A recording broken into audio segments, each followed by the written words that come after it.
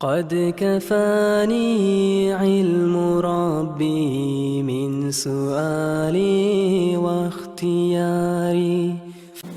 أسود هستاق أيقن هم يقشوش أذان خشج وديتوت أيقن هم قال شينا أذان شيخين ديش أذان دلح تيش من حلقة ديش حلقة يقولش أذان هو تعاون يجيب تيش من بوش خد منها تعالى دلح أذان تيش من التكبير أذان تقوتو ميكش لاتن ديش نامز خير قشوي لامز خان خير قشوي وقول تيش ميستقل يشو قديه هيوش تيش ميستقل يشو أذان ديش وصل كيس كمان دعتي أذان خاين شلر يشي خاين شلر يش تيش ميستقل يشو أذان ديش سندي تيش ميستقل على استدلال يرش مداي وين سندي لا أذان دشين يعني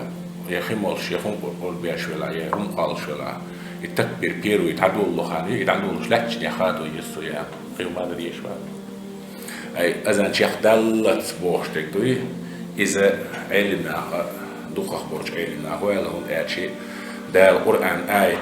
شو دارين توش آية دعو الخليل ده حديث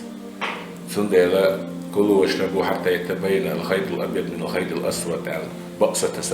تسر كوش دالت يا ملا القرآن شو بقصة تسر ده بوح بيش عاش بودو بوش تقول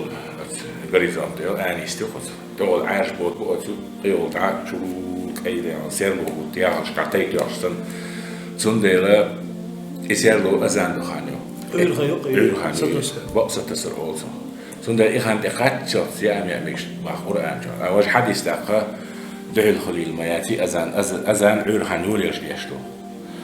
سندي العلنا هو على أذان شيخ دالا سيام مقربول حلقي يشتو الأذان دو وده شيء مغلي بوصل ده نيا هنزيدو الشيء مرحبا تاع مكتوم عيق ناخصن بوربو بلاس عيرلامزن أذان ديدو شبيان عليه الصلاة والسلام سندي إذ حديث علي نرجع أذان شيخ دالا سيام بوخش الحديث على وش بيرو أذان دو